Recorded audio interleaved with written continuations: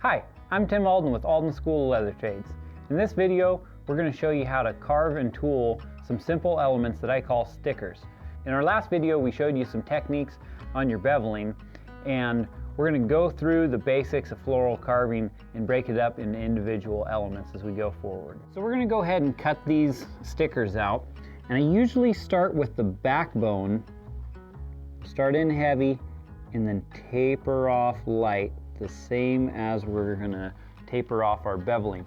The reason I cut the backbone first is it keeps from the confusion of cutting the front all the way down and ending up coming down here. We want the backbone to be the dominant line that goes over the top. So I'll usually cut all of those in a pattern first.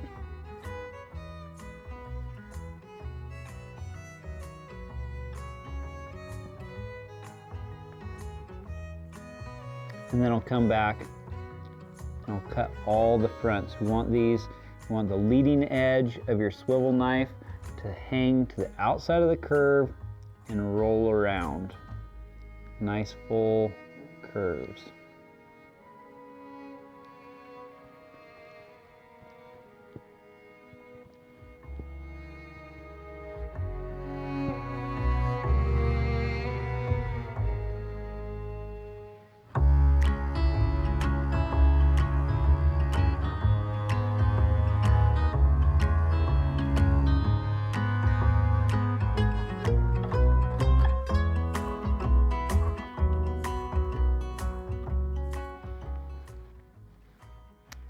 Now we're going to move on to beveling.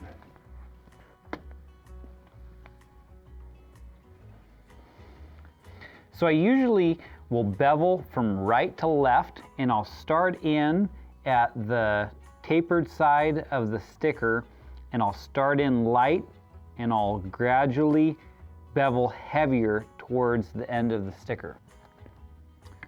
So I'll just kind of start in real light. Sometimes I'll go a little bit past my swivel knife cut, just as long as you keep the same direction. You don't want to turn your beveler at the end. And then I'm going to gradually get heavier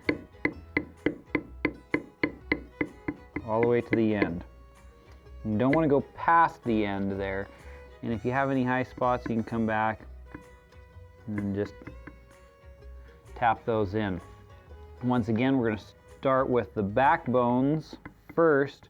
That way we don't confuse our lines, and we want the flat part of the beveler facing us like in our beveling tutorial, and we want to be on the outside of our element. That way we lift the piece out.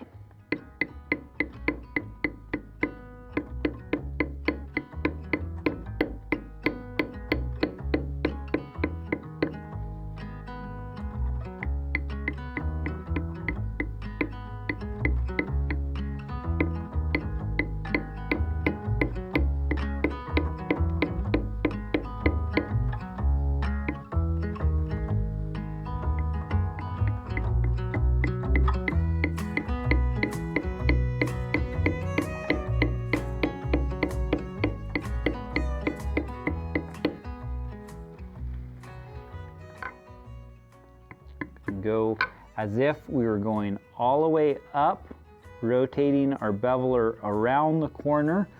I'm going to bevel both sides of the element to lift it out of the work. Same thing here, up and around the corner, flat spot of the beveler facing us.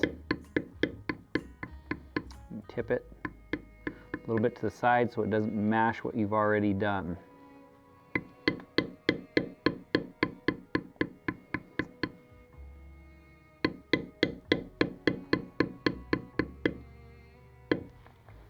We're going to turn the whole thing over, and we're going to start at the backbones.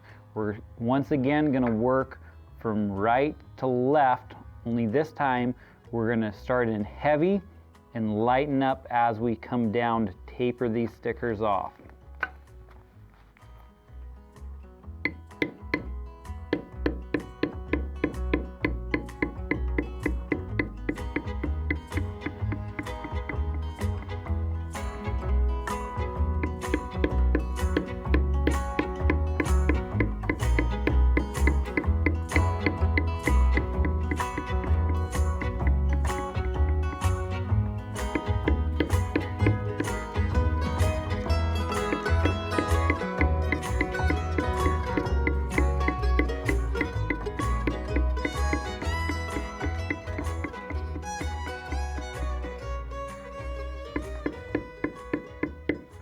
having this bean bag full of BBs allows me to hold the material down with the weight, and then I can just use my fingers as a guide. I'm really not pressing down on the beveler or my fingers very much. I'm just kind of using my fingers as a guide to slide across the leather, and I'm just hammering my tool into the material.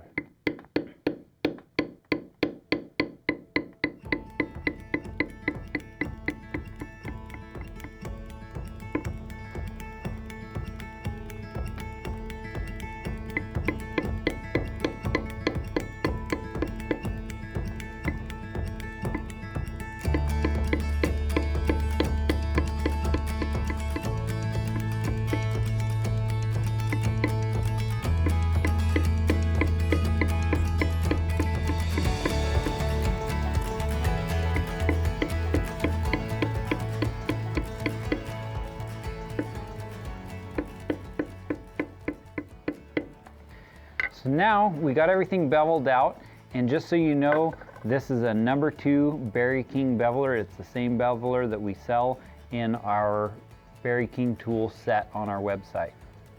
So next, we're gonna go to the smooth thumbprint. It's a number 1 smooth thumbprint from Berry King. I've actually roughed it up a little bit with sandpaper. That way it holds more antique and gives more of a burnished look.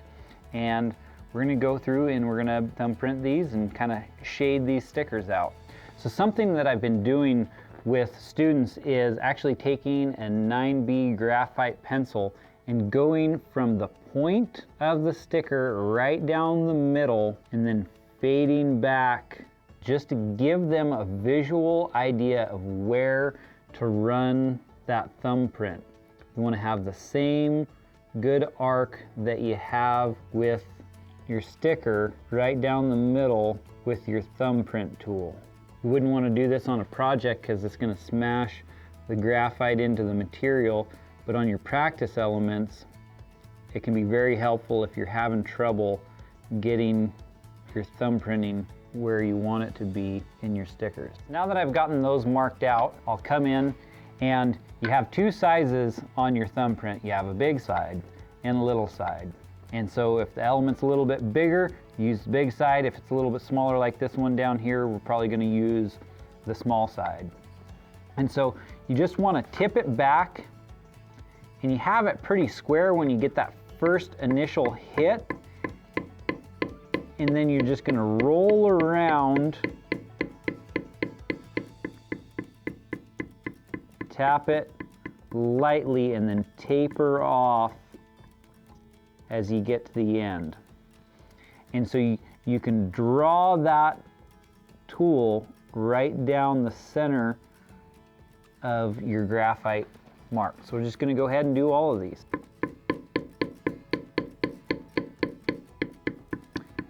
And if you're getting a little chattery marks, don't worry about that. If you can get the right curve that you want, just come back, flatten out your tool a little bit more, and a lot of those will come out.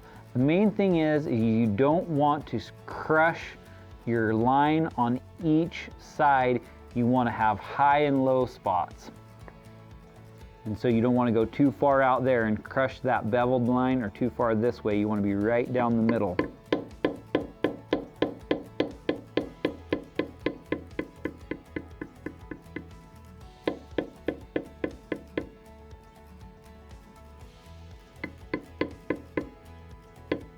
That smaller side fits right down in this smaller element. Just want to taper off as we roll in there.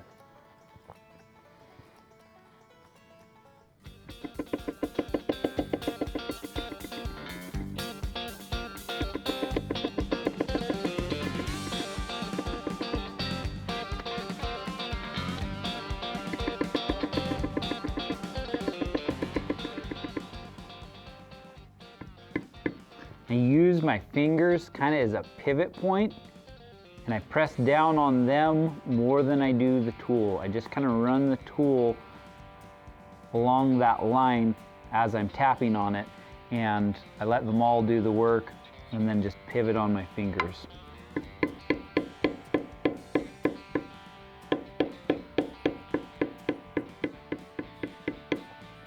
So now that we've got those shaded, you can actually practice your mule's foot on these as well, but whenever a couple of lines are converging and you have some open space in there that you'd like to fill in, it's a good spot for a mule's foot.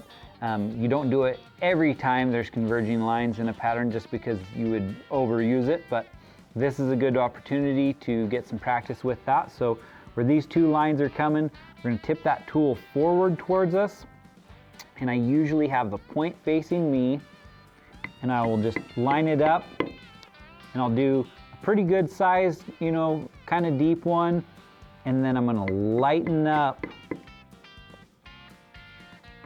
as I go. And you want them evenly spaced and heavy to light, and you want the pointed end towards the taper.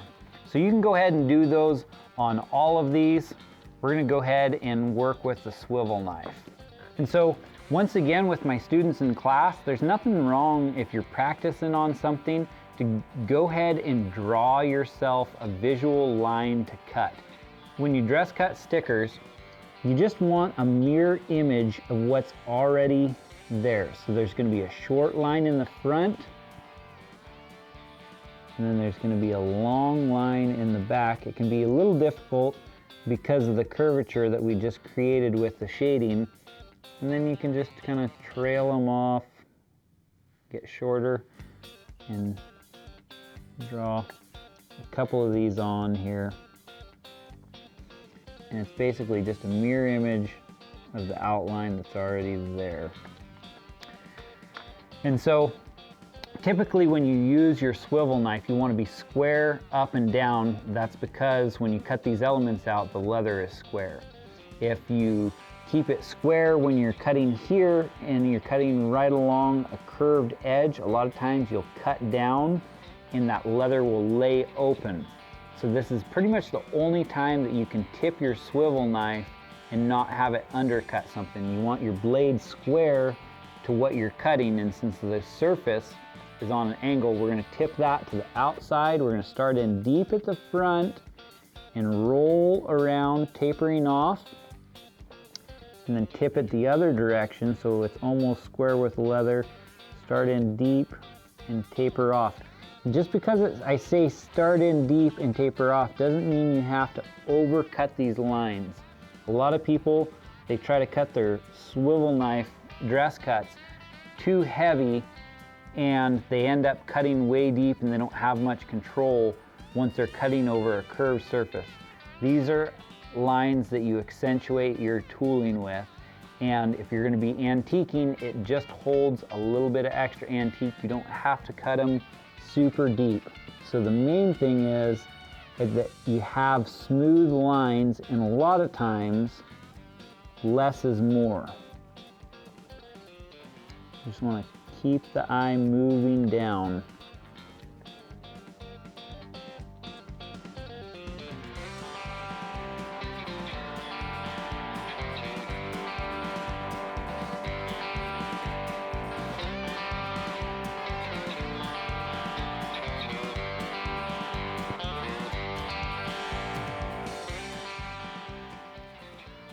Another thing is these lines do not touch at the tip.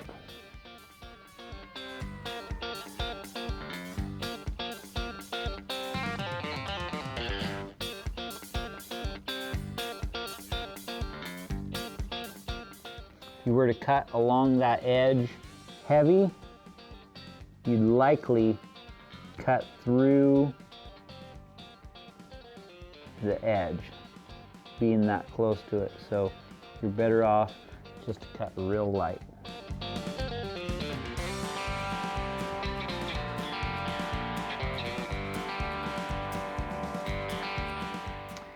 And there you have simple stickers. Well, thanks for stopping by. I hope you like these videos. Don't forget, we will have a tap-off pattern on our website. There will be a link somewhere around here. And there's also a video on our channel for making a tap-off. If you haven't seen that one, you can check it out so you can make your own tap-off of the stickers and practice these elements. Thanks, and have a good day.